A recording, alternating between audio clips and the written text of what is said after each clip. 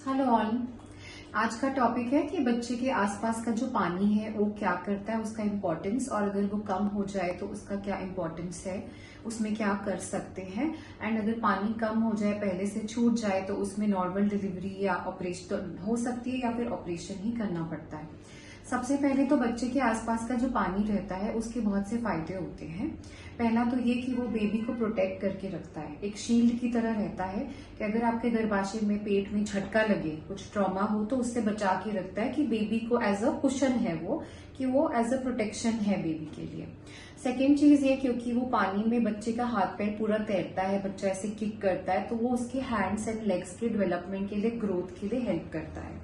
Third चीज की बच्चे के लंग्स के लिए, उस लंग्स के डेवलपमेंट के लिए अच्छे से पानी बाहर रहना बहुत जरूरी है। फोर्थ चीज की वो बच्चा उसको पीता है, उसके इंटेस्टाइन्स गट में जाता है वो पानी, उसके बाद यूरिन से पानी वापस निकल रहा है, तो वो एक साइकिल क्रिएट हो रही है, तो उसकी वजह से बच्चे का जो गट है उसका हेल्थ, उसका भी डेवलपमेंट अच्छे से होता है।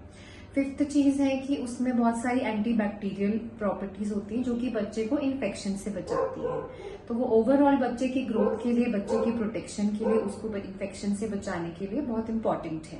इसीलिए अगर बच्चे के आसपास का पानी कम हो जाता है तो हम आपको दवाइयां वगैरह देते हैं या फिर जल्दी डिलीवरी करने का सोचते हैं।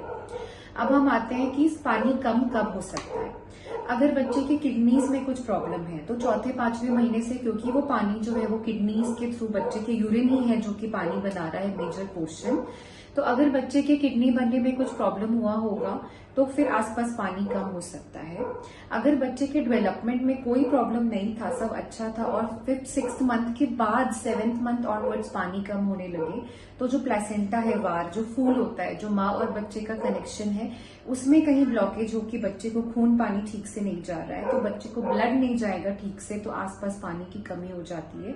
ये यूजुअली उन मदर्स में होता है जिनको खुद बीपी, जो कि खुद प्रेगनेंसी में ब्लड प्रेशर से सफर कर रहे हो, जिनको प्री एक्लैम्प्सिया करके एक बीमारी होती है जिसमें हाई ब्लड प्रेशर हो जाता है और यूरिन में प्रोटीन निकलने लगता है, तो वो हाई बीपी वाली बीमारी की वजह से जो बच्चे का फूल है उसमें जो जिस खून जाता है वो पतली हो जाती है वेसल्स, और खून बराबर नहीं जाता, इसीलिए बच्चे का आसपास का पानी कम हो जाता है, ग्रोथ कम हो जाती है।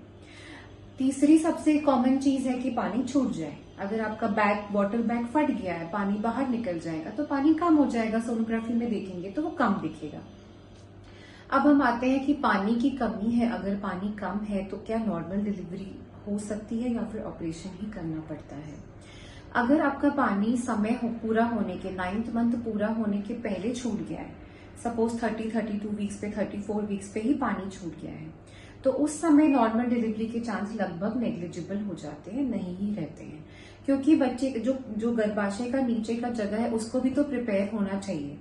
जैसे जैसे बच्चा 9th मंथ तक बढ़ के पूरा प्रिपेयर होता है बाहर आने के लिए, वैसे वैसे नीचे की जगह भी प्रिपेयर होती है, वो पीछे से थोड़ा आगे आती है, थोड़ा नरम होती है, जो सर्विक्स है, गर्भाशय का जो मुंह होता है वो थोड़ा छोटा होने लगता है। तो पहले अगर पानी छूट जाएगा समय से तो वो जगह प्रिपेयर नहीं रहती है, तो हम दर्द की दवाई देंगे भी तो भी फेलियर ही होगा, कुछ फायदा नहीं होने वाला। और दूसरा कि बेबी जो है वो प्री मैच्योर रहता है, इसलिए वो नॉर्मल डिलीवरी के स्ट्रेस को विथस्टैंड नहीं कर सकता। तो समय से पहले अगर पानी छूट जाता है आपका 9 मंथ के पहले, तो मान के चलिए मोस्ट ऑफ द टाइम्स आपका ऑपरेशन से ही बेबी को निकालना जरूरी हो जाता है ताकि बेबी सेफ रह सके। दूसरा चीज आता है कि अगर 9 महीना आपका पूरा हो चुका है लेकिन डिलीवरी का दर्द आने के पहले आपका पानी छूट जाए, ऐसे कितने मरीज आते हैं कि रात को सो रहे थे, बाथरूम गए, पानी छूट गया और दर्द लेकिन नहीं चालू हुआ है। ऐसे केस में हम उनको नॉर्मल डिलीवरी का ट्रायल दे सकते हैं, उनको दर्द लाने के लिए दवाइयां देते हैं ताकि थैली का मुंह खुले और दर्द उठे। उसमें भी लेकिन चांसेस आर 50-50, हो सकता है कि दर्द आपको प्रॉपर आए और थैली का मुंह खुले, बच्चा नीचे सरके, लेकिन जो पानी का बैग है जो आपका फट गया वो नहीं फटता है, तो वो थैली का मुंह खुलने में और बच्चे को नीचे सरकने में बहुत हेल्प करता है।